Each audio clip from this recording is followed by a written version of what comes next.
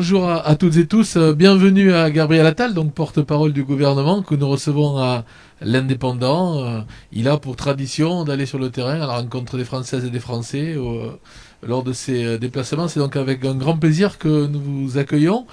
Nous ne serons pas seuls puisque nous avons souhaité avoir un échange aujourd'hui avec des femmes et des hommes de nos territoires. Nous avons parmi nous Axel Brunet, il est étudiant, il a 23 ans. Nous avons Quentin Martinez, également étudiant, qui a 22 ans. Jean-Claude Frances, 73 ans. Il était formateur professionnel. Il est de Matemal, un coin à découvrir dans notre département. Laurence Martin, qui est commerçante perpignanaise. Elle a 45 ans. Eliane Lafage, 51 ans, viticultrice entre Perpignan et Canet. Jean-Louis Bousquet, consultant en énergie solaire, qui a 52 ans. Il est de Perpignan. Ghislain Gobert, qui est directeur d'un Super U à Île-sur-Tête. Et enfin, Jean-Pierre Kaufmann, qui est un membre éminent du Club de l'économie de notre journal, qui est patron de McDonald's dans notre ville. Ce débat sera co-animé par Thierry Boudoir, le rédacteur en chef adjoint de l'Indépendant, en charge de l'édition Catalan. Je vous souhaite un excellent débat. Merci. On a décidé de faire 4 thèmes pour ce débat. C'est bien sûr les lecteurs qui vont poser des questions. Le premier sera sur la vaccination et sur la situation sanitaire. Le deuxième sur la politique. Le troisième sur votre venue ici à Perpignan pour le plan de relance plus particulièrement. Et le quatrième sera sur la jeunesse. Très bien. La vaccination. Je commence en disant que je suis très heureux d'être là et je vous remercie de prendre du temps puisque vous avez toutes et tous des activités riches et denses. Et merci de prendre du temps pour cet échange. C'est vrai que moi je suis porte-parole du gouvernement, donc je dois expliquer ce que fait le gouvernement, répondre aux questions, mais j'envisage pas du tout cette fonction comme une fonction qui impose de rester à Paris, et j'essaye chaque semaine de me déplacer 1 voire 2 journées sur le terrain pour échanger avec les Français. Et donc je suis très heureux vraiment de cet échange et j'espère que ça sera utile. Je me permets de poser la première question, puis après je vous donne la parole. La première question, c'est sur la vaccination, et notamment le variant Delta. C'est la une de l'Indépendant aujourd'hui. Un cluster a été découvert à Perpignan, dans un monastère près de Perpignan. On sent la montée en puissance du variant Delta. Est-ce qu'aujourd'hui, elle est inéluctable? Et qu'est-ce que vous avez décidé de faire pour tenter justement de freiner cette montée inéluctable? C'est vrai que si on regarde la situation épidémique au niveau national, on a réussi à faire reculer l'épidémie. Et quand je dis on, c'est tous les Français qui ont fait énormément d'efforts. Et c'est aussi le déploiement de la vaccination. On a aujourd'hui un taux d'incidence qui est inférieur à 20. Il faut remonter à l'été dernier pour retrouver ce niveau. Et ici, dans le département, il est encore plus faible qu'au niveau national, puisqu'il est, je crois, autour de 12,5. Donc c'est un motif de satisfaction. C'est encore une fois grâce aux efforts de tout le monde. Mais on a aussi des motifs d'inquiétude sérieux, et notamment le variant Delta. Il faut bien comprendre que ce variant, il est très contagieux. Si on regarde le taux de reproduction du virus, c'est-à-dire quand on prend une souche du virus, le nombre de personnes qui peuvent être contaminées en moyenne par une personne malade, si on enlève tous les gestes barrières et la vaccination, le virus classique qu'on a connu il y a 1 an, c'était 3 personnes qui pouvaient être contaminées par un malade. Le variant britannique, c'est 4,5 personnes en moyenne. Et Delta, c'est entre 6 et 7 personnes qui peuvent être contaminées par un malade. Donc on voit que c'est plus de 2 fois plus contagieux que le premier variant. Donc c'est très inquiétant, et on voit dans un certain nombre de pays, notamment au Royaume-Uni, en Russie, et maintenant dans des pays européens aussi, qu'il y a une reprise de l'épidémie, parfois une 4e vague, qui est liée à ce variant. Donc il faut être extrêmement vigilant. On constate qu'il progresse aussi en France, comme dans le reste du monde, puisque sa présence a doublé dans notre pays. En 1 semaine, il est passé de 10% à 20% des contaminations. Et il y a des clusters qu'on détecte. Effectivement, il y en a un dans les Pyrénées-Orientales qui se trouve dans un monastère. Et ça nous impose à chaque fois de prendre des mesures extrêmement fortes et d'être très vigilants sur l'isolement et le traçage des cas contacts. Donc pour répondre à votre question, oui, il y a une inquiétude, parce que probablement ce variant va supplanter la souche précédente et devenir majoritaire en France. Mécaniquement, il y a assez peu, malheureusement, d'espoir de l'empêcher.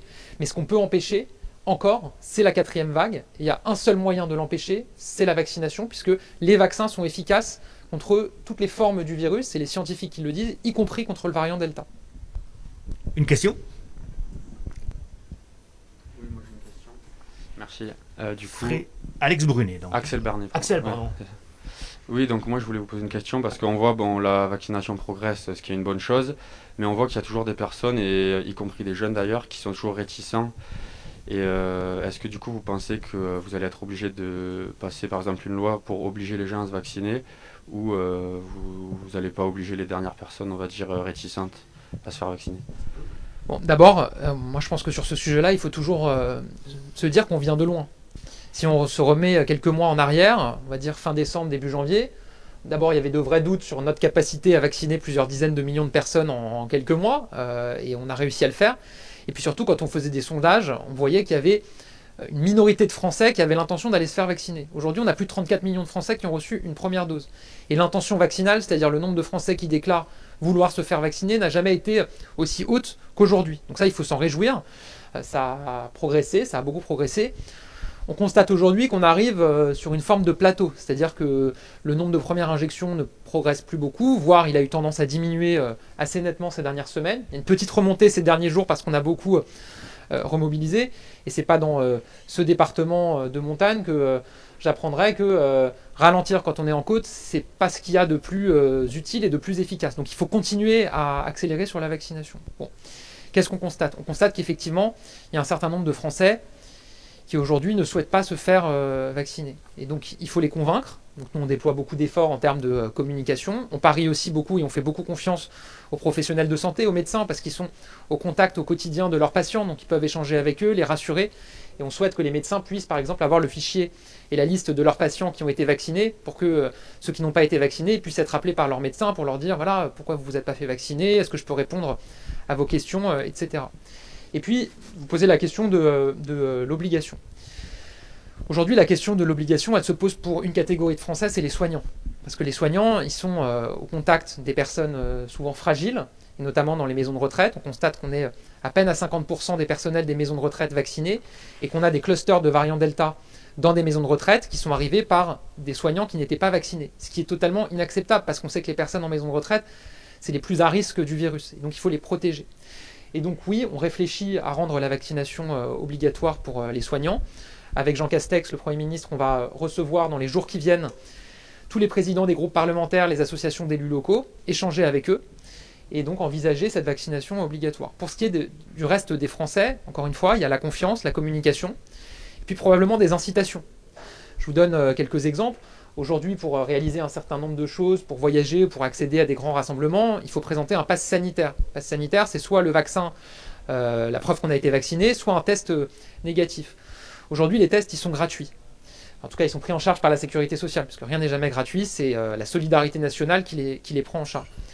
Viendra un moment où se posera la question de la gratuité de ces tests.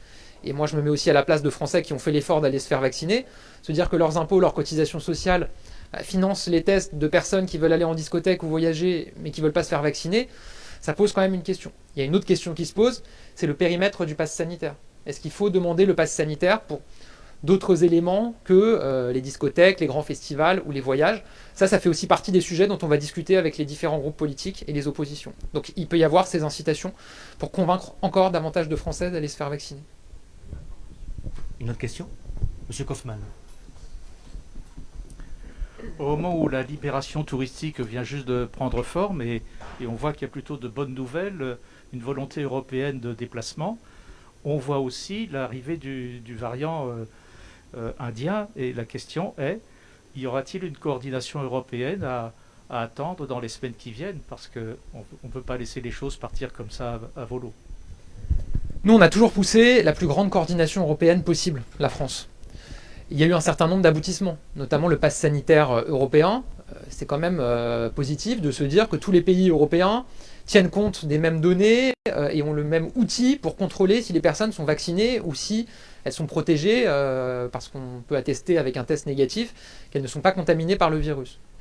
Il y a d'autres points sur lesquels on n'a pas réussi à avancer suffisamment sur la coordination européenne, malgré nos efforts. Ce qui est certain, c'est que la France, aujourd'hui, en Europe, a le cadre à ses frontières qui est le plus ferme et le plus restrictif d'Europe. Très tôt, on a pris des mesures, on les a prises progressivement, mais on a pris très tôt des mesures. Aujourd'hui, vous avez une classification des pays en fonction du risque lié à l'épidémie, la circulation du virus, la circulation des variants, avec une liste de pays qu'on dit rouge, où on sait qu'il y a énormément de variants et où donc une personne qui vient en France, il y a un gros risque qu'elle nous importe un cas de variant supplémentaire et que ça puisse faire un cluster. Et donc là, il y a quasiment personne qui peut venir de ces pays en France hormis les Français, ils doivent avoir des motifs impérieux pour venir en France. Et quand ils viennent en France, ils doivent aller en quarantaine chez eux. Et c'est contrôlé par la police s'ils restent bien chez eux. Et quand c'est pas le cas, ils ont une amende de 1 000 euros. On a déjà plusieurs milliers d'amendes de 1 000 euros qui ont été dressées parce que des personnes n'avaient pas respecté leur isolement. Donc on a ce cadre très strict. On cherche toujours à aller plus loin dans la coordination européenne. C'est pas évident. Voilà. C'est vrai que par exemple, il y a un certain nombre de pays européens, je pense au Portugal ou même à l'Espagne, qui ont réduit leurs restrictions aux frontières, notamment avec des pays où du variant circule, avec le Royaume-Uni ou autre. Voilà. Mais, donc c'est pas simple de trouver cette coordination, mais en tout cas nous on pousse toujours pour aller au maximum. Il y a certains aboutissements, il y a d'autres points sur lesquels il faut qu'on progresse. Une question ? Quentin Martinez. Oui, bonjour. Alors j'ai une question. Vous parliez il y a quelques minutes de l'inquiétude qu'il y a face à l'arrivée et à la montée du variant Delta dans les chiffres. Là, cette semaine, les dernières restrictions ont été levées, notamment je pense aux jauges dans les lieux recevant du public, etc. Le 9, il doit y avoir les discothèques qui doivent réouvrir. Est-ce que justement, face à cette inquiétude, il y a des réflexions qui sont déjà entamées sur de possibles restrictions qui pourraient réapparaître dans l'été ? On a vu qu'au Portugal, le couvre-feu a été réinstauré depuis aujourd'hui. Oui, absolument. On a allégé progressivement, et la dernière étape était mercredi, les restrictions qui existaient au niveau national. On a aujourd'hui un taux d'incidence qui est très très faible, et qui nous permet, à chaque fois qu'il y a des clusters ou qu'il y a des cas positifs, vraiment d'analyser les choses, de remonter les contacts et de prendre des mesures très ciblées. Et donc en fait, on a basculé d'une gestion de l'épidémie avec des restrictions nationales à une gestion locale. Tout ça pour dire que si on constate que dans un département, dans un territoire donné, il y a une reprise inquiétante de l'épidémie, oui, on peut prendre des mesures localisées. Je vous donne un exemple, on l'a déjà fait dans les Landes, puisque les Landes, c'est le seul département en France qui n'a pas connu la dernière phase d'allègement des restrictions et d'allègement des jauges mercredi dernier. On l'a reporté pour l'instant de quelques jours, on regardera comment la situation évolue, précisément parce qu'on avait cette inquiétude. Donc, aujourd'hui, il n'y a absolument aucune nouvelle mesure de restriction qui est prévue sur un département ou un territoire donné, mais je ne peux pas exclure que ça arrive à un moment, y compris dans l'été, en fonction de l'épidémie. On se souvient que l'été dernier, il y avait eu le ressac de l'épidémie, le déconfinement, et puis au début du mois d'août, fin du mois de juillet, on avait eu en Mayenne des clusters très importants, on avait dû prendre des mesures ciblées sur le département de la Mayenne. Voilà. Si cet été, on devait se retrouver face à des situations où l'épidémie repart dans un département donné, on prendra toujours les mesures nécessaires pour contraindre l'épidémie dans ce territoire. Une autre question ? J'en ai une, moi, sur ce domaine-là de vaccination, puisqu'on est dans un pays très touristique. Est-ce qu'il y aura un plan vaccination spécifique pour l'été ? Oui, déjà, la principale mesure pour l'été qui était la plus importante, c'est de faire en sorte que l'été, c'est-à-dire les vacances, n'empêche pas des Français d'aller se faire vacciner. Parce qu'on sait qu'il y a la première dose, puis il y a la deuxième dose. Et donc, moi j'ai vu un certain nombre de Français se dire ces dernières semaines, si je vais faire ma première dose maintenant, c'est-à-dire que ma deuxième dose, elle va tomber au milieu de l'été, je ne sais pas où je serai en vacances, c'est compliqué pour moi, etc. Donc on a donné beaucoup de souplesse.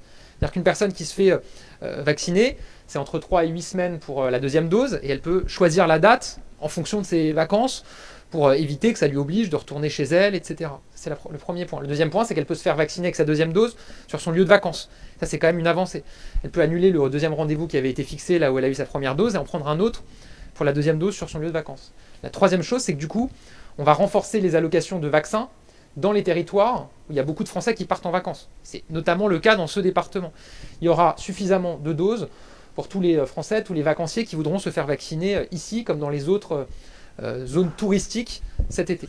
Ça veut dire l'ouverture de nouveaux centres de vaccination ou d'une vaccination un petit peu ambulante ? Là, pour le coup, il y a des initiatives qui sont construites entre les services de l'État, préfecture, ARS et les collectivités locales. Mais on est très ouvert à toutes les initiatives. Par exemple, on a mis en place un Vaxitour qui suit le Tour de France pour vacciner des personnes qui suivent le Tour de France, qui se rendent sur des étapes. Il peut y avoir des initiatives prises au niveau local. C'est ce qu'on fait déjà pour le dépistage. Je crois que vendredi prochain, il y aura notamment une grosse opération de dépistage ici au carrefour de Perpignan. Donc il y a des initiatives qui peuvent se prendre en lien avec les collectivités locales. Je vais tout à l'heure au centre de vaccination à Argelès.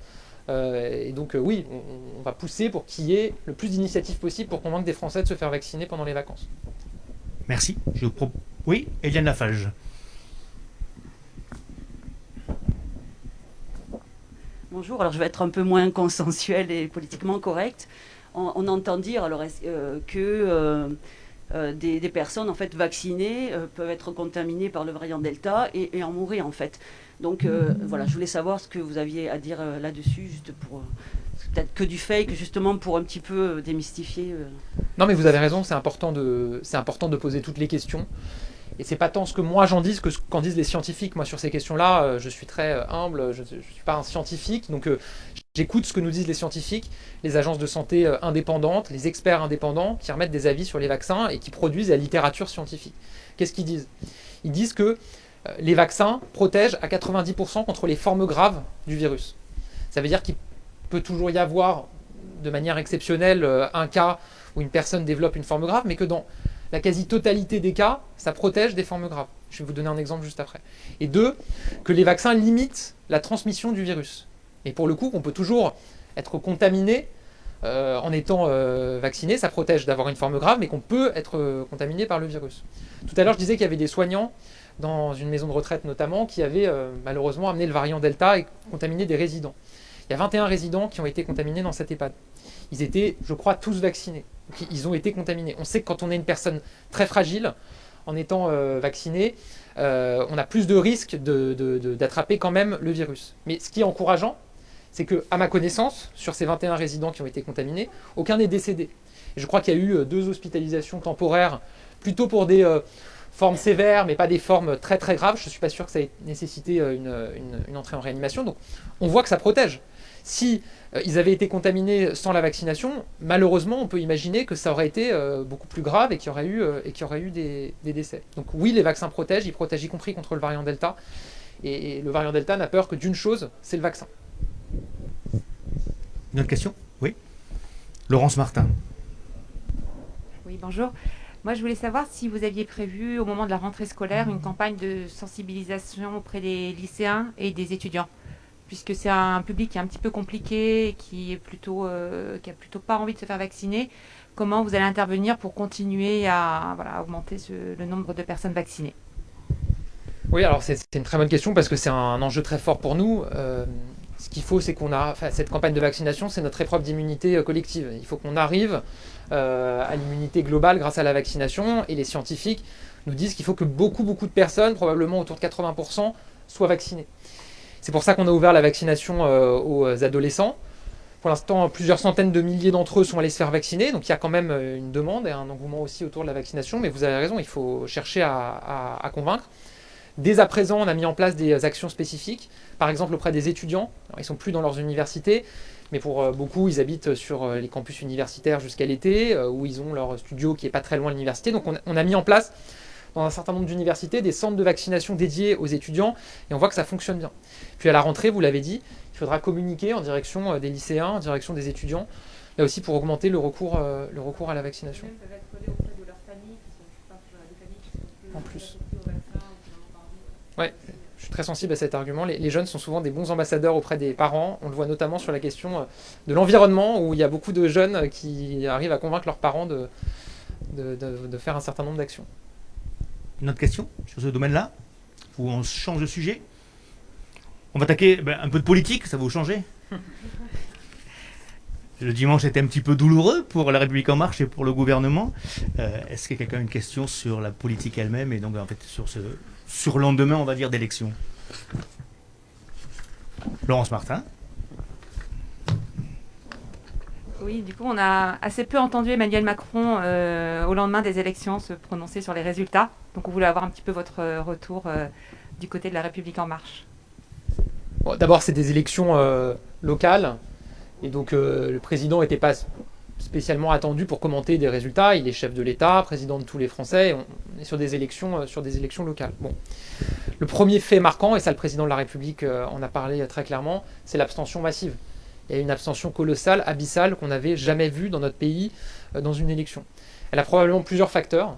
Moi, je pense qu'il y a un premier facteur structurel qu'on observe aux élections régionales et départementales progressivement depuis maintenant plusieurs années, voire plusieurs décennies. C'est que plus personne ne comprend vraiment qui fait quoi, quelles sont les compétences d'un tel et d'un tel, et donc ça ne motive pas forcément pour aller voter.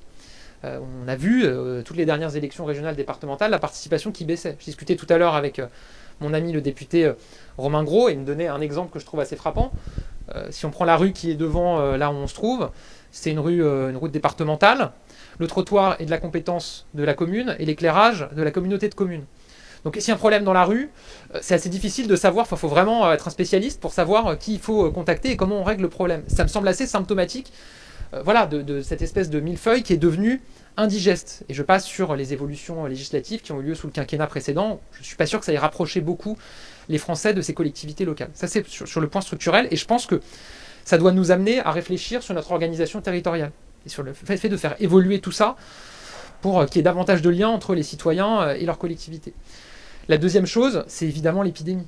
Les Français avaient la tête ailleurs. Moi, je l'ai vu en discutant, j'ai fait beaucoup de campagnes, je me suis déplacé en France. Après ce qu'on a vécu pendant un an, ils n'avaient pas forcément la tête aux élections, et on ne peut pas dire qu'il y a eu une vraie campagne. Bon. Dans ce contexte-là, il y a eu une très faible participation, et ça a été une voie royale pour les sortants qui ont tous été réélus.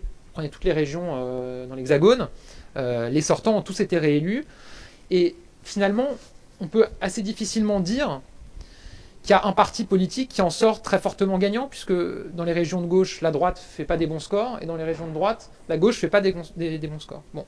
Il y a un perdant pour moi, c'est le Rassemblement national. C'est plutôt une bonne nouvelle, parce qu'on voit, élection après élection, le reflux du Rassemblement national qui se confirme, puisqu'ils ont eu moins d'élus aux dernières élections européennes qu'aux précédentes, moins d'élus aux dernières élections municipales qu'aux précédentes, et ils ont moins d'élus à ces élections régionales et départementales qu'aux précédentes.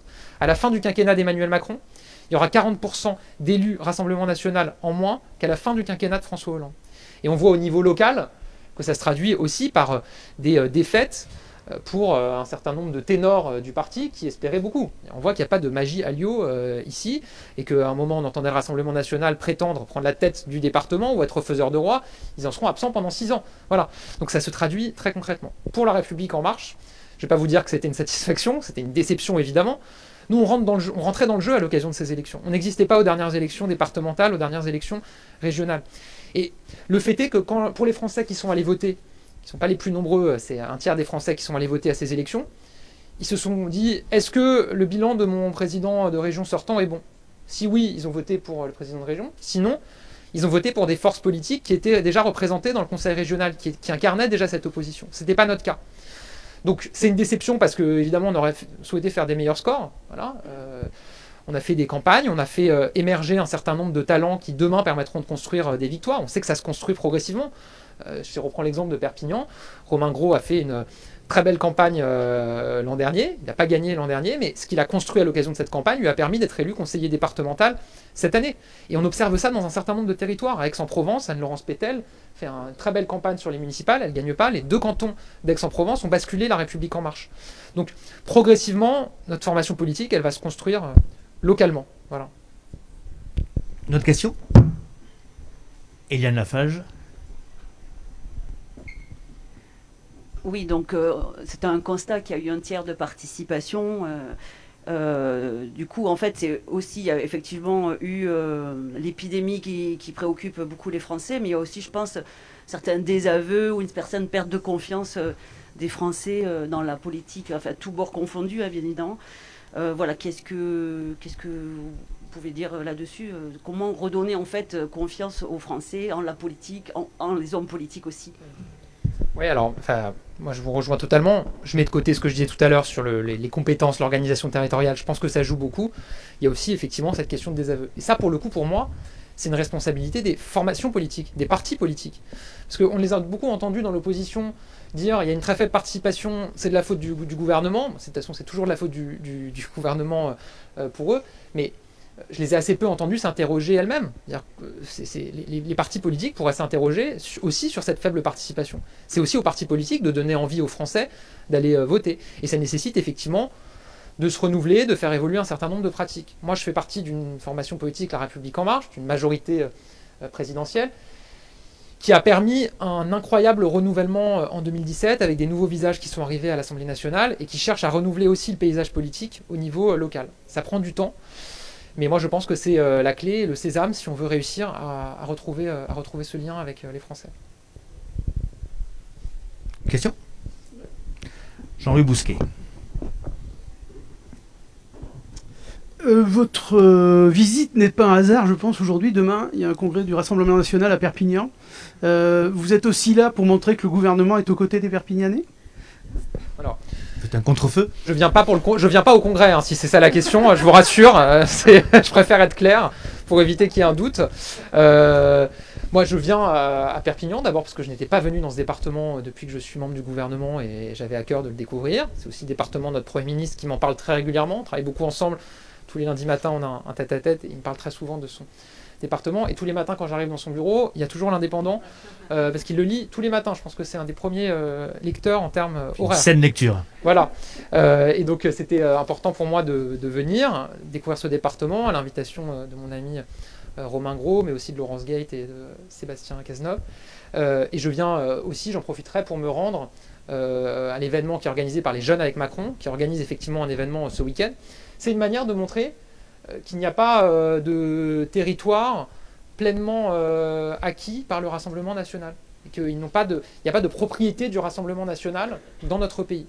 Et que la majorité présidentielle, le gouvernement ont évidemment leur place partout en France et peuvent venir témoigner de ce qui est fait très concrètement pour répondre aux inquiétudes des Français, aux fractures en France qui alimentent le Rassemblement national. Donc oui, j'aurai à cœur, à chaque fois qu'on me posera la question, de répondre à ce que dit le Rassemblement national, y compris à l'occasion de ce congrès. Notre question ? Laurence Martin. Lundi, on a entendu parler d'une mission parlementaire sur qui va être conduite sur l'abstentionnisme. Du coup, je voulais savoir un peu quels seraient les délais, puisque j'imagine bien que les actions à conduire pour réveiller l'instinct civique et citoyen des Français, il ne faudra pas mettre ça en place au mois de janvier ou février prochain. Donc comment, dans un délai aussi court, vous allez arriver à redonner envie de la chose publique, de la chose politique aux Français qui ont vraiment besoin d'être réenchantés et qui ont besoin d'ouvrir des perspectives sur l'après pour construire l'avenir. Vous avez raison, c'est un travail de longue haleine. Il y a tout le volet politique que j'évoquais tout à l'heure avec Madame sur ce que doivent faire les formations politiques. Et puis, il y a probablement d'autres solutions qu'on peut explorer. Et donc, effectivement, il y a cette mission qui a été mise en place par Richard Ferrand à l'Assemblée nationale, qui va durer quelques mois. Je n'ai plus le calendrier exact en tête, mais je crois que c'est d'ici à l'automne qu'elle doit remettre ses propositions. Il y a ce que j'évoquais tout à l'heure sur l'organisation territoriale. Moi, je pense que là, il y a un chantier à regarder. Moi, j'ai jamais compris, à titre personnel, pourquoi François Hollande était revenu sur le conseiller territorial qui avait été décidé par Nicolas Sarkozy, c'est-à-dire en fait un élu qui fait à la fois le rôle du conseiller départemental et du conseiller régional. Je pense que ça simplifie un certain nombre de choses. Je pense qu'il y a des éléments à voir aussi sur les compétences. On en parlait tout à l'heure. Peut-être dans les modalités de vote et dans la pratique de vote. Emmanuel Macron s'était engagé en 2017 à mettre en place le vote électronique, proposer le vote électronique. On l'a mis en place pour les élections des Français de l'étranger. Ça marche assez bien.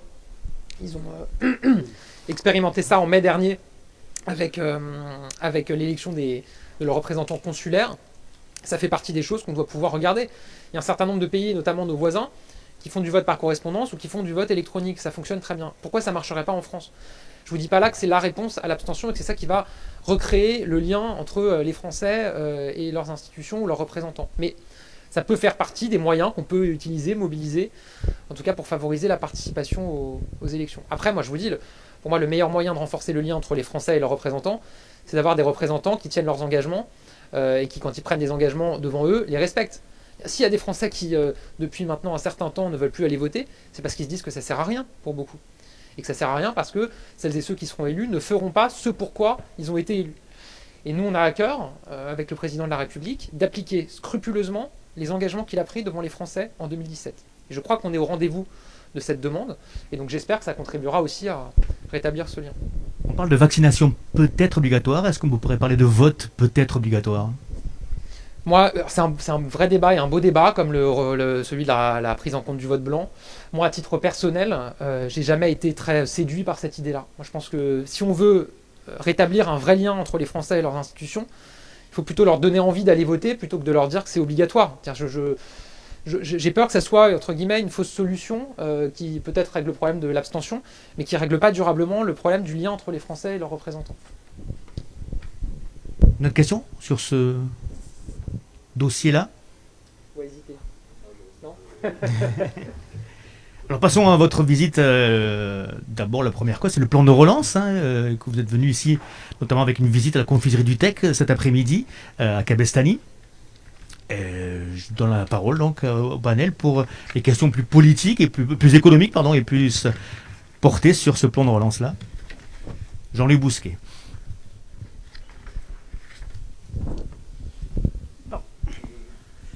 Donc moi je suis consultant en énergie renouvelable. Quand on parle de plan de relance aujourd'hui, on parle beaucoup de plan de relance vert. Et notamment l'Europe aussi a le fameux Green Deal qui est activé. Donc la vraie question c'est qu'est-ce que vous allez faire sur le plan de relance vert, et j'ai une question un peu technique mais que je veux aborder parce que elle fait référence à la une du Point avec Emmanuel Macron sur son escargot. Il y a, notamment dans l'énergie solaire qui est très présente dans le département, un guichet ouvert qui doit, c'est assez technique, je ne sais pas si vous le savez, jusqu'à 500 kg, et qui permet de limiter les appels d'offres en fait. La France en parle depuis 2 ans, et rien n'a toujours été fait. L'Allemagne l'a mis en place en 15 jours, et tous les professionnels ici, et croyez-moi ça représente beaucoup d'emplois, attendent désespérément que passe ce décret. Et on l'attend toujours. Alors, ça a créé une bulle en plus, ça va créer beaucoup de... Donc voilà, ce plan de relance vert, c'est super, c'est très bien. Mais à un moment donné, l'administration, elle doit aussi nous aider. Voilà. On est beaucoup en contact avec le ministère sur ces sujets-là. C'est assez important. Merci. Ok. Effectivement, dans le plan de relance qu'on a présenté, une des grandes priorités, c'est la transition énergétique et l'écologie. Il faut se souvenir qu'il y a 1 an, quand on commençait à travailler sur le plan de relance, les Verts, le parti Les Verts, avait dit qu'il faudrait un plan de relance pour l'environnement très ambitieux. Il faudrait que ça aille jusqu'à 10 milliards d'euros. Bon, on fait 30 milliards d'euros, donc 3 fois plus que ce qui était demandé à l'époque par eux, avec des priorités très claires, et notamment la priorité de la rénovation énergétique et de l'isolation thermique des bâtiments publics et privés. S'agissant des bâtiments publics, il y a des aides de l'État qui vont aux collectivités locales, qui vont à l'ensemble des acteurs publics pour rénover. Je regardais les chiffres sur les Pyrénées-Orientales. À ce stade, c'est 15,7 millions d'euros qui sont mobilisés, universités, centres pénitentiaires, pour rénover ces bâtiments et y faire entrer les énergies renouvelables, notamment le solaire, qui est évidemment un enjeu extrêmement important. Et ensuite, la rénovation thermique des logements privés, où là, on a mis en place un dispositif qui s'appelle Ma Prime Rénov', qui permet à tout Français qui veut rénover son logement pour qu'il soit mieux isolé, ce qui est à la fois un enjeu environnemental mais aussi de pouvoir d'achat, d'être aidé jusqu'à 20 000 euros. Une prime qui va jusqu'à 20 000 euros. Puis après, il y a d'autres enjeux, notamment le développement des pistes cyclables, la décarbonation de notre industrie, etc. Donc oui, c'est une très grande priorité pour nous. Et en fait, on dit souvent que toute crise est une opportunité, doit être une opportunité. Bon. Comme on a 100 milliards d'euros à dépenser pour le plan de relance, c'est une opportunité d'accélérer sur un certain nombre de transitions et de transformations, notamment sur l'environnement. Je n'ai pas la réponse à votre question précise sur quand est-ce que sort le décret sur le guichet unique pour le photovoltaïque, mais je m'engage à ce qu'on essaye de vous avoir la réponse. Je me tourne vers mon équipe. Si c'est possible avant la fin de l'échange, c'est très bien. Sinon, on vous la communiquera ultérieurement, mais vous disiez que vous étiez en lien avec le ministère de l'Environnement. En tout cas, je retiens de votre question qu'il faut accélérer sur ce sujet, parce que si les Allemands l'ont fait en 15 jours, et que ça fait plusieurs années qu'on en parle en France, c'est bien qu'on doit pouvoir le faire assez rapidement. Donc je m'engage en tout cas à relayer ce point. Monsieur Gobert. Juste pour rebondir sur l'aspect des énergies vertes, moi je fais des ombrières photovoltaïques. On est limité sur la taille de ce que l'on peut installer si on veut faire de l'autoconsommation, et si on veut produire, on nous limite aussi. Alors, on est dans une région qui est très favorable, et je ne suis pas un spécialiste comme monsieur de l'énergie verte, simplement un investisseur sur ce thème-là. Pourquoi ne libère-t-on pas davantage les possibilités pour les investisseurs de faire davantage de photovoltaïque dans ce département en particulier pour produire une électricité que par ailleurs on va aller produire dans une centrale nucléaire ou à charbon. Donc, ça paraît un petit peu difficile à comprendre pour quelqu'un qui est prêt à faire et qui a les moyens et l'infrastructure pour le faire, qui ont dit non, mais tu peux faire que cette quantité et pas plus. Oui, non, mais je rejoins ce que vous dites. D'ailleurs, on a un engagement, nous, une programmation pluriannuelle pour l'énergie qui a pour objectif de réduire la part du nucléaire dans notre mix énergétique et développer les énergies renouvelables, et notamment le photovoltaïque. Donc il faut regarder effectivement toutes les voies et moyens qui permettent de libérer ça et qui permettent à un certain nombre d'individus, d'entrepreneurs d'investir là-dedans. Donc, y compris si vous avez des exemples concrets et que vous voulez me relayer à l'issue de cet échange sur les limitations qui existent, moi je suis aussi prêt à relayer ces messages-là, évidemment. Jean-Claude Frances. Merci. Alors là, moi je parlais de la montagne, puisque c'est là où je vis. Donc on a souffert cet hiver, et la montagne catalane a souffert, comme toutes les montagnes, du fait des fermetures des stations, et ce qui a impacté évidemment l'économie locale. Dans la question, Sarah, quelle est la place des stations de ski dans le plan de relance? Et j'y ajoute, si vous permettez, une deuxième question que j'aurais dû poser dans le premier débat, mais j'ai oublié. Ça, c'est les dommages collatéraux de l'âge.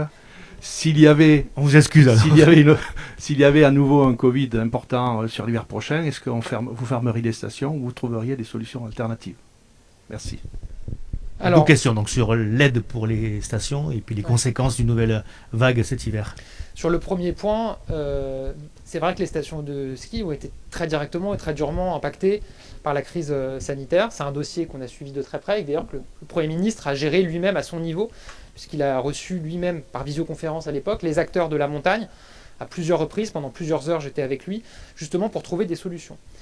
On a mis en place le fameux quoi qu'il en coûte, et le quoi qu'il en coûte, il a concerné aussi les stations de ski, avec tous les dispositifs transversaux, PGE, chômage partiel, fonds de solidarité, mais aussi avec des dispositifs spécifiques, notamment la compensation du chiffre d'affaires pour les exploitants jusqu'à 49% pour tenir compte des coûts fixes, etc. Et puis on a mis en place une aide spécifique.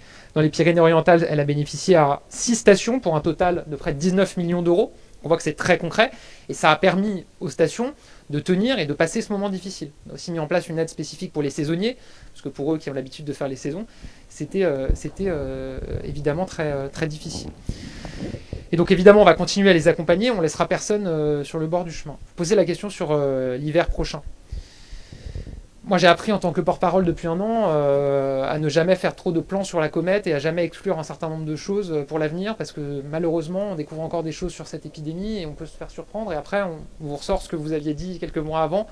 Et puis malheureusement, vous êtes démenti par les faits. Mais ce qui est certain, c'est qu'avec l'arrivée de la vaccination du pass sanitaire, on sait que la donne change dans la manière dont on va vivre avec cette épidémie.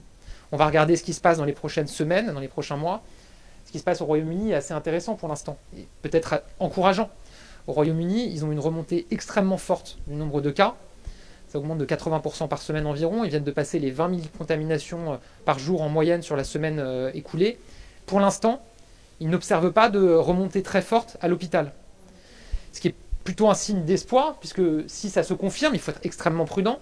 Ça voudrait dire que grâce à la vaccination, le virus circule, parce qu'on peut encore être contaminé, mais les formes graves sont très limitées, ce qui permet de garder une vie, entre guillemets, la plus normale possible. Et d'ailleurs, malgré cette situation et le fait que ça augmente de 80%, ils achèvent leur dernière étape de déconfinement. Ils ne reviennent pas dessus. Donc, ce qui va se passer, l'épreuve du variant Delta dans les prochaines semaines, à mon avis, nous dira beaucoup de la manière dont on vivra avec le virus dans les prochains mois.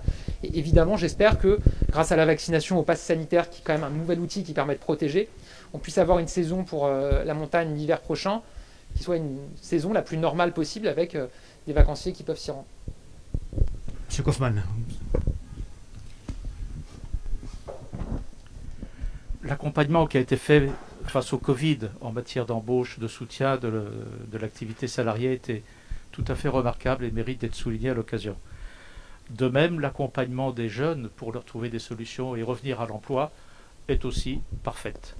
Ce qui est paradoxal, c'est qu'en même temps, des jeunes à qui on veut proposer plus de travail le refusent parce que le millefeuille d'assistance fait qu'ils perdent beaucoup de soutien dès lors qu'ils travaillent plus.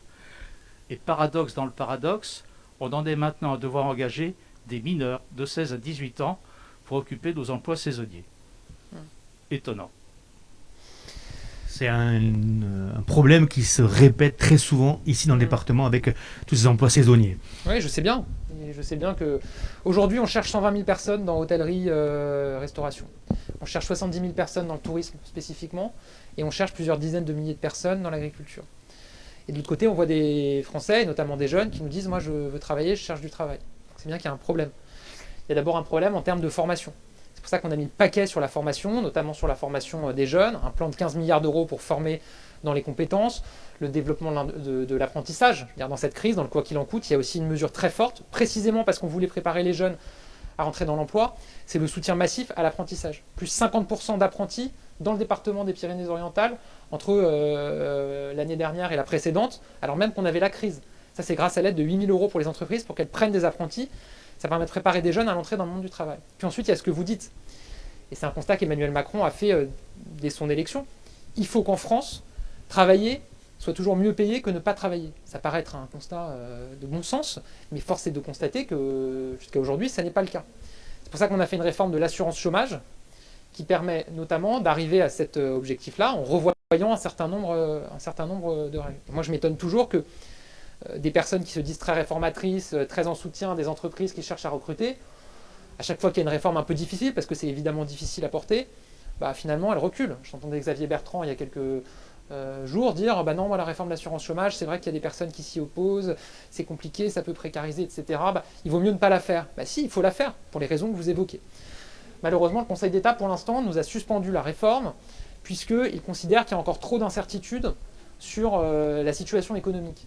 Ce que je trouve moi assez étonnant, parce qu'à chaque fois que je me déplace sur le terrain, je rencontre des chefs d'entreprise qui me disent « ça repart, on a du monde, on cherche à embaucher ».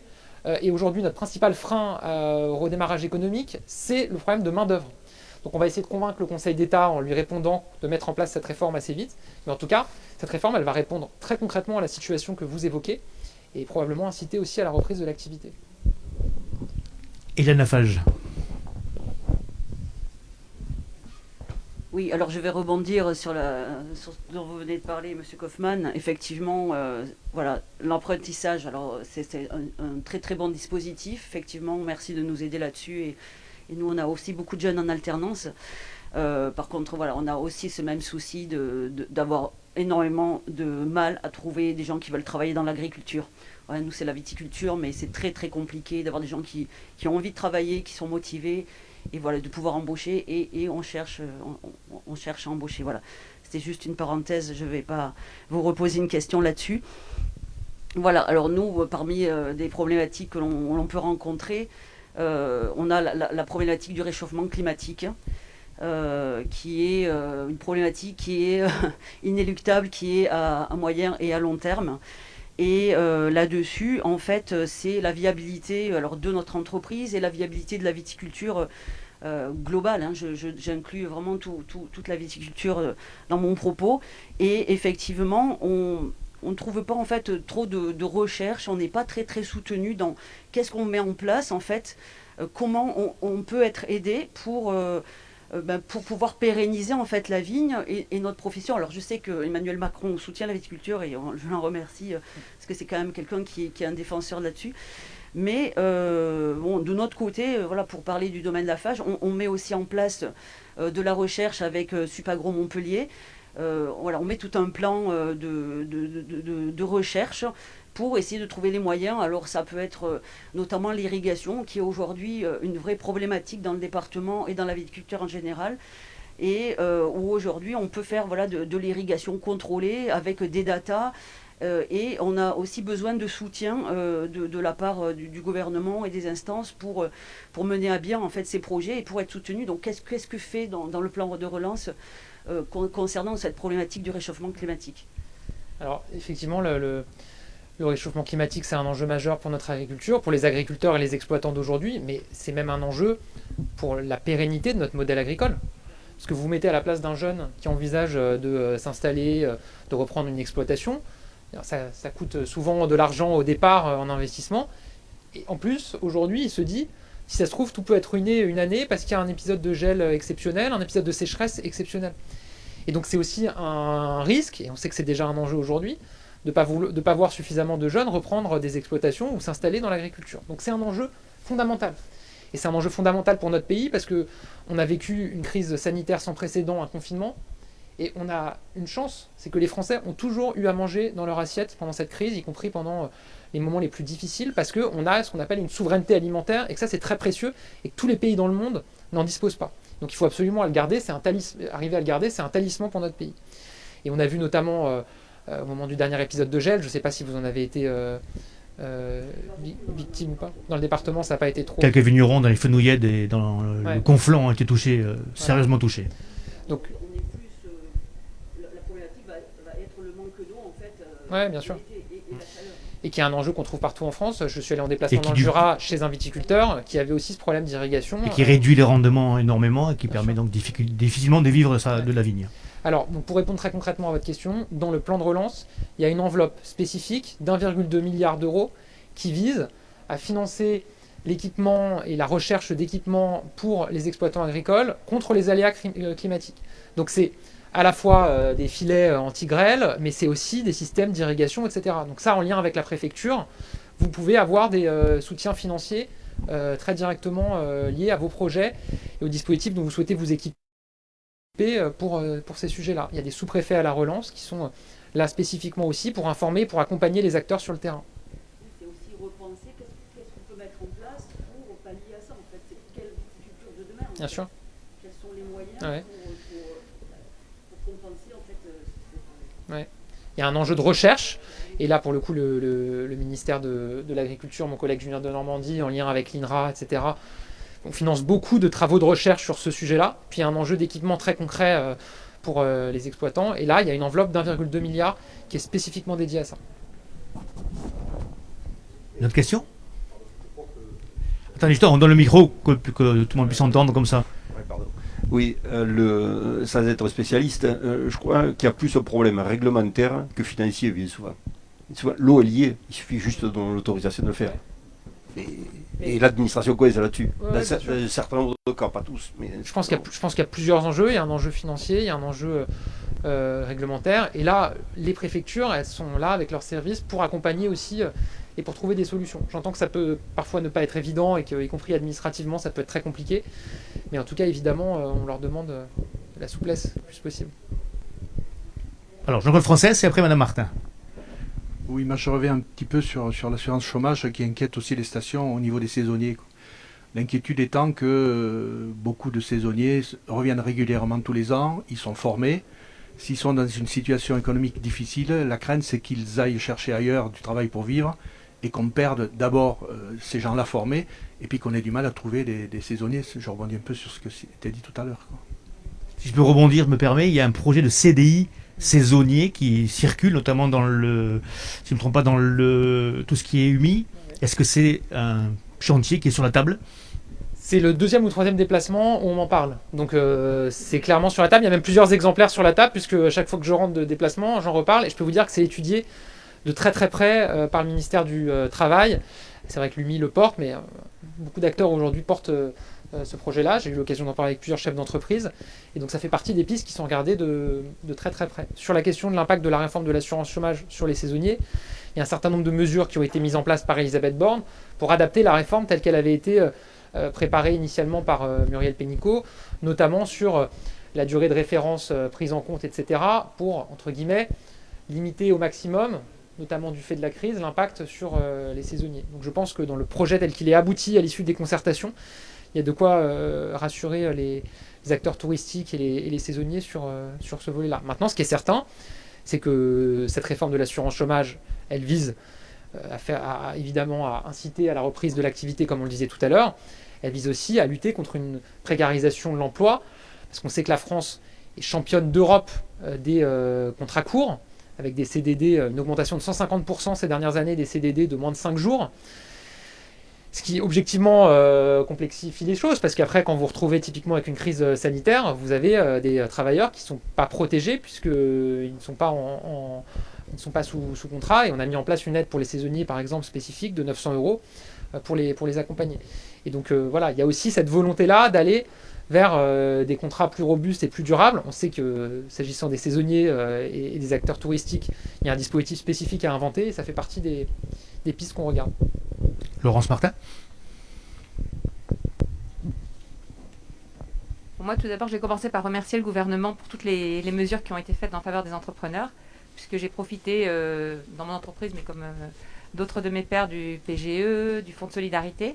Et ça nous a permis clairement de survivre et puis de pouvoir continuer le développement de l'activité. Donc ça, je vous dis merci parce qu'on entend beaucoup de gens râler, mais il y en a peu qui remercient. Donc je trouve ça assez important.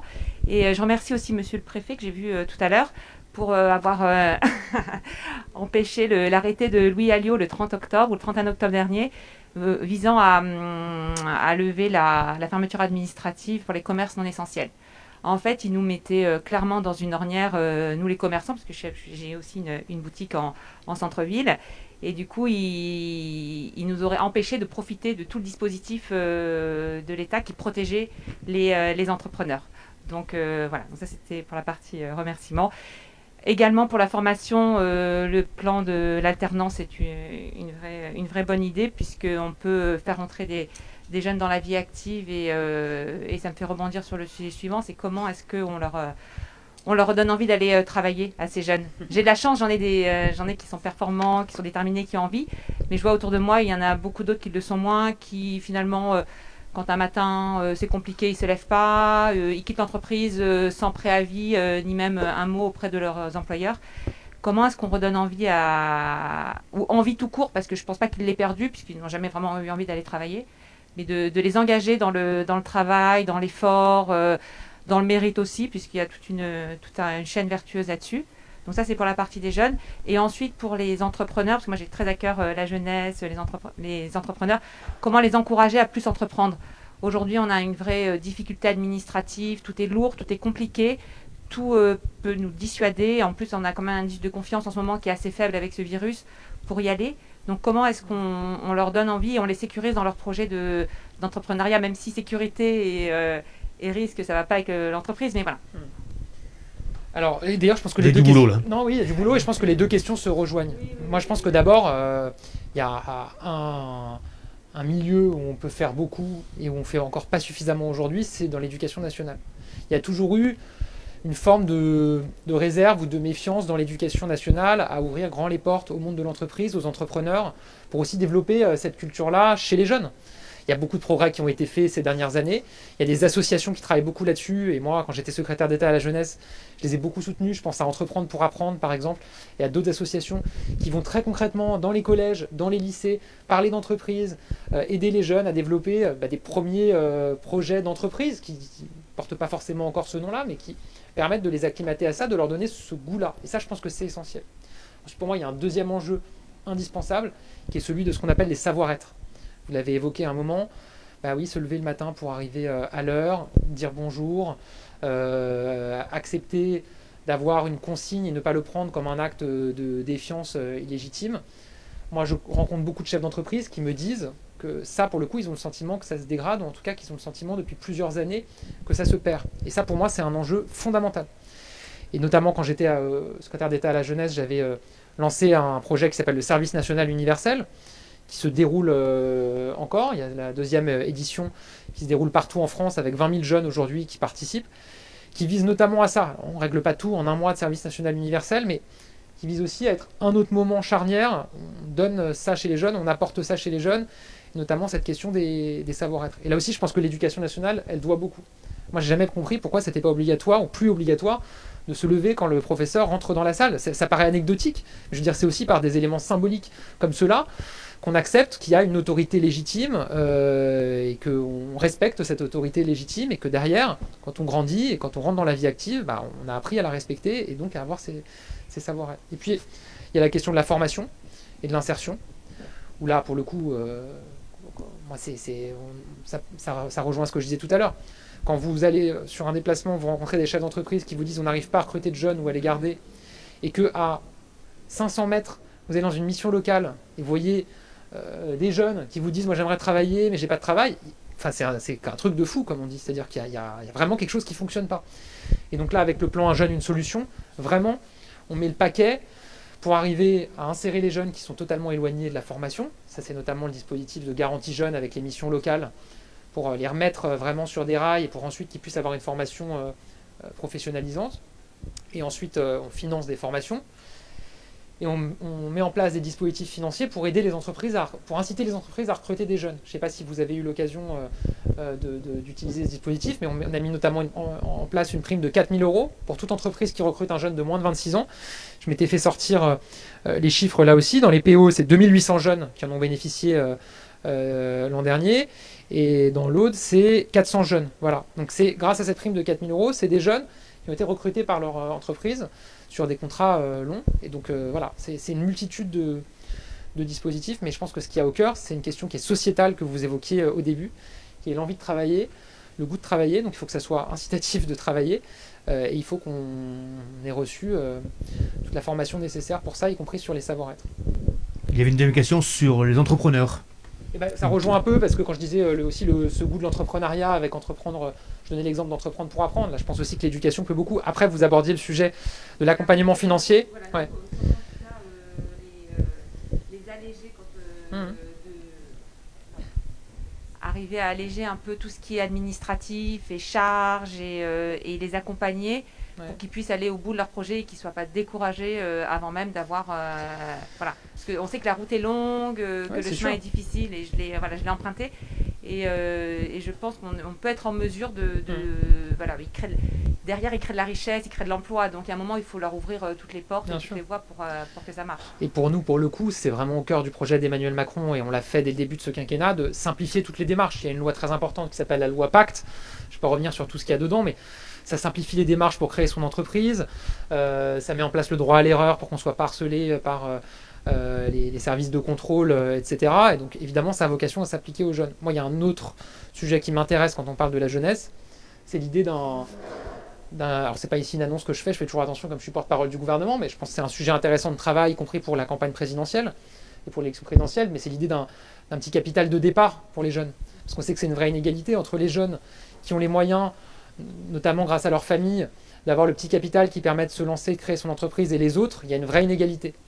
Et on a aujourd'hui un modèle social qui accompagne les jeunes avec des allocations tous les mois qui sont versées, alors même qu'on leur demande de plus en plus soit de déménager ou de se déplacer pour se former ou pour aller faire un emploi, soit de créer eux-mêmes leur emploi avec l'auto-entrepreneuriat, soit de créer leur entreprise, etc. Et donc moi je serais assez favorable à ce qu'on regarde comment est-ce que notre modèle d'accompagnement peut plutôt pivoter vers un capital de départ. C'est-à-dire au lieu de vous verser des allocations tous les mois pendant plusieurs années, en fait on peut vous verser une somme plus importante en une fois, ce qui vous permet de vous lancer, de mettre en place un projet, de créer votre entreprise si vous en avez envie. Après, ce qui est toujours compliqué, c'est les barrières administratives, en fait, cette espèce de millefeuille dont on parle tout le temps, mais qui épuise tout le monde, l'entrepreneur plus jeune au plus vieil entrepreneur. C'est aussi toute cette démarche qui tout est très complexe, tout est très difficile. Aujourd'hui, on a besoin de choses extrêmement simples, extrêmement lisibles, extrêmement claires. Et plus le temps passe, et plus on a l'impression que des couches se rajoutent aux couches et aux réformes de réformes. Ouais. Voilà. Alors là, ça m'embête beaucoup parce que... non, mais pour le coup, la loi Pacte qu'on a votée dès le début du quinquennat, elle vise à simplifier les choses. Et pour le coup, là-dessus, les chefs d'entreprise, les entrepreneurs, on a aussi besoin de vous pour nous faire remonter très concrètement ce qui peut être simplifié de votre point de vue, ce à quoi vous avez été confronté dans votre parcours. Mais alors là, pour le coup, vraiment, ça fait partie de nos priorités, c'est de simplifier les démarches pour les entrepreneurs. Et je termine juste en vous remerciant pour vos remerciements quand même du début de votre question sur... Non, mais parce que c'est vrai que on entend beaucoup de gens, beaucoup, il y a des gens, on entend surtout les gens qui se plaignent, qui critiquent et qui râlent, mais donc ça fait toujours plaisir d'avoir des encouragements. Peut-être une question, une dernière question ? Il y en a plusieurs, alors parfait. Monsieur Gobert. Ouais. Moi je voudrais revenir sur le sujet qui était abordé, pas pour être redondant, mais pour bien poser le clou, parce que je pense que dans notre région... C'est fini les remerciements, je pense, là. Non, c'était pas pour les remerciements, parce que j'ai pas eu l'occasion, donc je ne vais pas rentrer dans ce débat. Non, sur l'emploi, et des jeunes aussi, mais pas que. Moi, je pense qu'au-delà des statistiques, on parle de plan de relance, on parle de budget pour la formation, etc. Au-delà je pense que les dispositifs existent. Mettre de l'argent en plus, c'est pas le sujet. Il faut au contraire peut-être en mettre moins, mais être plus contraignant, un mot un petit peu soft, vis-à-vis de cela, parce que aujourd'hui, on a parlé de l'aide aux étudiants, par exemple, pendant la période du Covid. On a un magasin à Montpellier, pleine ville étudiante par excellence. Il n'y a pas un étudiant qui s'est présenté pour dire je voudrais du boulot parce que j'ai faim ou je ne peux pas payer mon loyer ou je ne sais trop quoi. Donc je pense qu'il y a autre chose que des aides, des budgets à amener. il y a aussi à faire une prise de conscience sur la responsabilité individuelle vis-à-vis de sa vie et de sa carrière, et de ne pas toujours attendre via l'assistanat que quelqu'un vienne vous sortir de la situation dans laquelle on est. Et je pense que là-dessus, indépendamment des aspects financiers, du plan de relance et autres, qui a tout à fait sens, mais sur le sujet précis, il s'agit plus de faire passer un message de responsabilisation individuelle plutôt que d'attendre toujours que quelqu'un vienne vous prendre par la main et vous emmener ailleurs. Moi je pense que en termes de responsabilité et de volonté du gouvernement, il y a là un enjeu très fort, parce qu'aujourd'hui ça pénalise les entreprises. Aujourd'hui, le développement pourrait être plus fort si tout simplement il y avait des gens pour travailler. Et on ne les a pas. Et quand on les a, alors j'entendais des trucs sur le CDI, CDD, nous on en est rendu à un stade qu'on n'embauche que des CDI. Mais quand tu dis CDI, il y a 20% des gens qui se lèvent et qui s'en vont. Ils n'en veulent pas. Ça fait... Au début, quand on m'a dit ça, j'ai dit non, mais c'est un gag, hein, c'est pas vrai. C'est une réalité. On va essayer de répondre, monsieur Attal, à votre question. Non, mais, vous enfoncez le clou, comme vous dites, puisque ça rejoint ce qu'on disait. Et il y a à la fois ce sujet sociétal qui est majeur que vous évoquez, hein, le fait qu'on a des droits mais aussi des devoirs, qu'on a une responsabilité chacun, et que ce qui est certain, c'est que plus encore après la crise qu'on a vécue et qu'on est encore en train de vivre s'agissant de l'économie, on ne s'en sortira que si tout le monde se retrousse les manches pour y aller. Voilà. Aujourd'hui, les deux choses qui freinent la reprise aujourd'hui, c'est le manque de main-d'œuvre, la difficulté à recruter et les difficultés sur les matières premières. Voilà. Matières premières, c'est notamment le cas dans le bâtiment, etc. Là, on sait que malheureusement, on a assez peu la main. Il y a une demande mondiale, il y a un redémarrage qui est mondial, donc c'est très difficile. Tout ce qu'on peut faire, nous, l'État, c'est demander de la souplesse auprès des clients, des fournisseurs, etc., pour que les entreprises ne soient pas pénalisées si elles sont freinées à cause des matières premières. Et puis, il y a le sujet du recrutement, où là, on peut faire. C'est un enjeu de mobilisation collective. L'État peut faire avec un certain nombre de réformes, et c'est notamment le cas de la réforme de l'assurance chômage, hein, pour inciter et répondre aux phénomènes que vous évoquiez.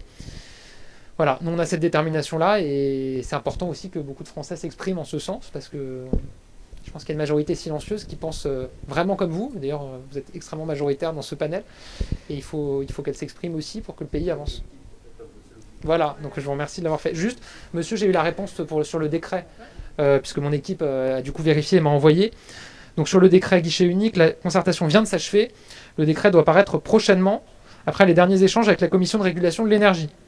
Je vous lis texto le message qu'on m'envoie. Ça devrait être d'ici la fin du mois, mais si tu veux être safe et ne pas être démenti, tu peux dire d'ici la rentrée. Donc c'est... Donc je vous dis d'ici la rentrée, voilà. Quentin Martinez pour une question. Moi, je vais avoir une question plutôt sur le monde associatif qui a aussi pâti un peu de la crise sanitaire, et pour savoir si justement le monde associatif pouvait être intégré d'une manière ou d'une autre dans ce plan de relance.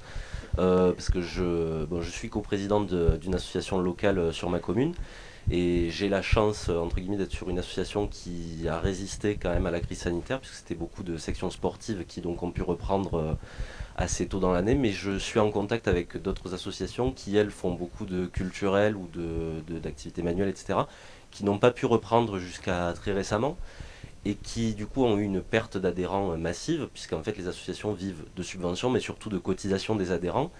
Et justement, tout à l'heure, on parlait d'un désaveu politique, etc. Je pense qu'il y a aussi quelque chose à jouer au niveau associatif. C'est le rôle des associations d'éducation populaire de jouer ce rôle-là parfois.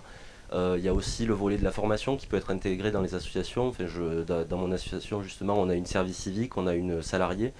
Donc, c'est quelque chose qui est important dans le... Votre association fait quoi ? Pardon ? Elle est dans quel domaine, votre association ? Nous, c'est un foyer rural, donc on fait beaucoup d'animations de la vie locale, en fait. Et là, on est sur un projet de création d'un espace de vie sociale, donc qui nous permettrait de prendre encore un peu plus d'ampleur, d'avoir une coordinatrice salariée, d'avoir plus de personnes sur l'association. Mais effectivement, il y a d'autres associations qui sont vraiment presque à la rue, qui risquent de fermer. Et donc si ces associations-là se retrouvent à être obligées de fermer par manque de moyens, ça veut dire plus de bénévoles, donc moins d'engagement associatif et politique. Ça veut dire aussi moins de personnes qui peuvent se former. Est-ce qu'il y a quelque chose qui est envisagé justement pour le monde associatif ? Alors d'abord sur le constat que vous évoquiez, c'est vrai que c'est quelque part aussi quelque chose à mettre en parallèle intéressant avec les premiers sujets qu'on a évoqués, c'est que on parle de désaffection de beaucoup de Français pour la vie publique, la politique, etc. Et en même temps, on n'a jamais eu autant de création d'associations, jamais eu autant de bénévoles, jamais eu autant de Français qui se sont engagés dans des associations, et notamment des jeunes. Donc c'est intéressant puisque ça montre pour moi que tout n'est pas perdu, au contraire, il y a des signes d'espoir et des motifs d'espoir. Et pour ça, on a besoin d'un tissu associatif fort. Et c'est aussi un enjeu économique. Le secteur associatif, c'est près de 2 millions de salariés en France. Il y a tout le secteur de l'économie sociale et solidaire notamment. Il se trouve quand la première vague du virus est survenue, moi j'étais à l'époque encore secrétaire d'État chargé de la vie associative et de la jeunesse. Et donc notamment, on avait fait très attention à ce que les associations bénéficient, quand elles ont une activité économique et des salariés, des mêmes dispositifs que les entreprises, chômage partiel, fonds de solidarité, prêts garantis par l'État. Ensuite, ce qu'on a fait, c'est qu'on a acté que, pour ce qui est de l'État, toutes les subventions aux associations étaient reconduites, quand bien même ces subventions étaient liées à des événements qui n'ont pas pu se tenir. Voilà, c'est une forme d'aide directe, parce qu'on sait que souvent une association, elle vit aussi de l'aide qu'elle va avoir pour un événement, parce que ça permet d'équilibrer avec le reste. Donc, voilà. Et on a invité les collectivités locales à le faire. Maintenant, elles sont libres, les collectivités locales. Certaines l'ont fait, d'autres pas. Mais en tout cas, s'agissant de l'État, on a été au rendez-vous. Ensuite, on a un fonds spécifique pour aider les associations qui dépend des préfets, qui est le fonds de développement de la vie associative. Donc là, c'est pour financer des petites associations, parce qu'on sait que souvent, les fonds de soutien peuvent être captés par des grandes associations, des gros réseaux, et les petites associations locales n'en bénéficient pas forcément. Donc on a voulu avoir cette enveloppe déconcentrée dans chaque département pour les petites associations qui sont principalement composées de bénévoles ou quasi exclusivement composées de bénévoles, celles où il y a 1 ou 2 salariés. Voilà, donc je ne sais pas si vous en avez disposé avec... Pour la salariée que nous avons à temps plein, on a pu bénéficier du FONGEP. D'accord, ouais. Vous avez un service civique, donc là on crée 200 000 missions de service civique en plus, donc ça c'est aussi un soutien direct aux associations. Donc voilà, là on a quand même un panel de dispositifs pour les aider à surmonter aussi la crise. Et puis ensuite, il y a, parce que vous abordiez le secteur de la culture et du sport, il y a aussi le fait de faire revenir des adhérents. Et là on a mis en place 2 dispositifs, le pass sport et le pass culture pour les jeunes, pour susciter de nouvelles adhésions dans des associations sportives ou culturelles. Associations sportives, on sait que les inscriptions elles se font en général à la rentrée en septembre. Et donc là vous avez un certain nombre de familles modestes qui vont bénéficier d'une aide pour que leurs enfants puissent s'inscrire dans une association sportive. Ça va faire revenir du monde dans les assos. Madame Lafache, j'ai une question. Oui, alors bon, je rejoins vraiment, je tiens encore à le dire, tout ce qu'ont partagé les personnes présentes sur la difficulté d'embauche, enfin voilà, sur tout cela. Et ensuite aussi, vous disiez, c'est bien de me faire remonter le millefeuille administratif. Aujourd'hui, on a beaucoup d'aides dans la viticulture et je vous en remercie, l'Europe, la région et l'État. Mais c'est vraiment très très compliqué. Ce sont des dossiers qui sont extrêmement compliqués à monter, vraiment. Et parfois, on laisse tomber des aides parce qu'il n'y a pas l'interlocuteur, parce qu'on ne sait pas si on doit s'adresser à la mairie, à la région, à l'État, à l'Europe, etc. Et qu'on n'a pas de réponse. C'est vraiment quelque chose qui est extrêmement compliqué, avec un retard administratif. Aujourd'hui, on est retoqué sur des aides d'il y a 7 ans. C'est-à-dire qu'on nous demande de remonter dans des dossiers qu'on a fait il y a 7 ans, parce qu'aujourd'hui, ils sont en train d'examiner les dossiers d'il y a 7 ans. Donc, en fait, nous, on a une personne qui s'occupe, mais qui passe beaucoup, beaucoup de temps à ça, parce que aussi ça vaut le coup, et si on n'a pas d'aide, on ne peut pas investir. Aujourd'hui, on en est à, voilà, par exemple, on a des projets, s'ils ne rentrent pas dans l'aide, on n'investit pas. C'est-à-dire que les entreprises sont aussi soumis, aidés par les aides. Si on n'a pas les aides, on ne s'en sort pas. C'est compliqué, je trouve ça parfois paradoxal, parce que quelque part, nous, on a envie d'être autonome, mais d'un côté, merci pour les aides, et de notre côté, si on n'a pas les aides, on n'y arrive pas, parce que pour tout un tas de raisons, de la lourdeur des charges, enfin, de toutes les entreprises, je pense, seront d'accord avec moi. Voilà, et ça, c'est quand même une réalité aujourd'hui, voilà, toute cette lourdeur pour monter des dossiers, pour avoir l'interlocuteur, enfin, voilà, je sais pas ce qui... Enfin, voilà, en tout cas, je sais pas s'il y a une réponse à ça, mais en tout cas, vous disiez tout à l'heure à madame... Ouais, non, mais enfin, tout ce qui peut aller vers un rassemblement des interlocuteurs et sur le solaire. Ouais. Non, mais on voit que ça va progresser, notamment sur les énergies renouvelables, on en parlait tout à l'heure. Non, moi je pense que ce qui se passe avec le plan de relance, ça peut être un bon laboratoire de ce qu'on peut simplifier et faciliter dans les démarches administratives. On l'a vu beaucoup à l'occasion de cette crise. Quand on est dans une crise, on n'a pas trop le choix en fait. Il faut aller vite. On dit souvent que la France c'est suradministré, qu'il y a des procédures beaucoup trop compliquées. Moi, je retiens quand même que première vague, on met en place un fonds de solidarité et un chômage partiel qui vont bénéficier à des millions d'entreprises et à des millions de salariés. En quelques jours, le dispositif est mis en place et en quelques jours ou semaines, l'argent est versé aux entreprises. Et ça, on nous l'aurait dit avant, je ne sais pas si on l'aurait cru. Moi, j'ai vu aussi des élus locaux en me déplaçant qui m'ont dit ça a vachement simplifié et accéléré notre manière de travailler avec les services de l'État et les préfectures. Voilà, on a des services de l'État, des directs, des préfectures qui nous disent allez-y, faites, et puis on régularisera ensuite, on regardera ensuite comment on fait. C'était pas tout à fait la culture avant. Voilà. Et pour les aides financières qu'on met en place pour les entreprises, dans le cadre du plan de relance, là aussi, on a mis en place normalement un process qui est assez simplifié. La preuve, il y a déjà des entreprises qui ont bénéficié de versements importants. La confiserie où je vais tout à l'heure a reçu 800 000 euros dans le cadre du programme Territoire d'industrie. Ça va lui permettre un investissement de plus de 3 millions d'euros pour augmenter ses capacités de production.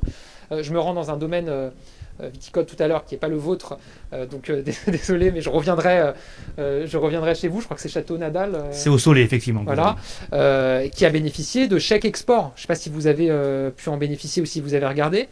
C'est directement sur l'export, mais sur tout ce qui est communication. Voilà, c'est des dispositifs qui permettent de financer des actions de prospection à l'international pour s'exporter. Et donc, ce domaine où je me rends a bénéficié de 4 000 euros d'aide pour prospecter. C'est dans le cadre du plan de relance. Ça fait que quelques mois que le plan de relance a été lancé. Elle a déjà été financée. Elle a reçu une aide de 500 euros sur son équipement numérique. Donc, on est en train d'assister avec le plan de relance à, je crois, un choc de simplification et un choc dans les rapports entre les administrations, les entreprises, les collectivités locales. Et je pense qu'on en tirera tous des enseignements et que ça permettra sur du plus long terme de simplifier les choses. Allez, une dernière question. Madame Lafage. Voilà, c'est vraiment concernant la viticulture. Toute la filière a été... Ça tombe bien, c'est l'apéro après. Écoutez, toute la filière a été impactée avec les taxes Trump l'année dernière. On a quand même beaucoup souffert des taxes qu'il a imposées sur les vins français et qui ont fait chuter carrément les ventes sur l'année. Donc elles ont été levées en début d'année. Donc voilà, je voulais juste savoir où est-ce qu'en est le dossier, si on peut espérer qu'elles sont levées définitivement. Oui, alors on a réussi à avancer sur ces questions-là, puisqu'il y a eu des annonces très importantes. Le président de la République l'a annoncé lui-même. C'est aussi lié au changement d'administration aux États-Unis. Et c'est un énorme ouf de soulagement pour tous nos viticulteurs.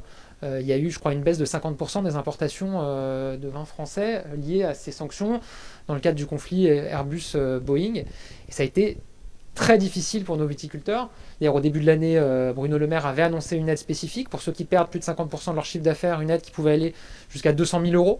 Donc il y a évidemment eu un soutien de l'État. Mais là, il a été annoncé que les sanctions étaient levées. C'est une très bonne nouvelle. Et a priori, c'est bien confirmé. En tout cas, j'ai pas d'information qui va dans un autre sens. Donc évidemment, on peut s'en réjouir parce que c'est essentiel. Donc c'est le moment d'aller faire de la prospection en étant aidé par Fonds de relance. Alors. On va mettre là un terme à cet échange. Merci beaucoup, Monsieur Attal. Merci beaucoup à toutes les questions posées. Et puis on se retrouve et sur le site internet de l'Indépendant et dans les colonnes de l'Indépendant demain. Merci à vous d'avoir participé, d'avoir pris du temps. J'espère, je n'ai pas réponse à tout, mais parfois j'arrive à avoir l'appel à un ami qui me donne la réponse. Et voilà, j'espère avoir été suffisamment clair et merci encore une fois.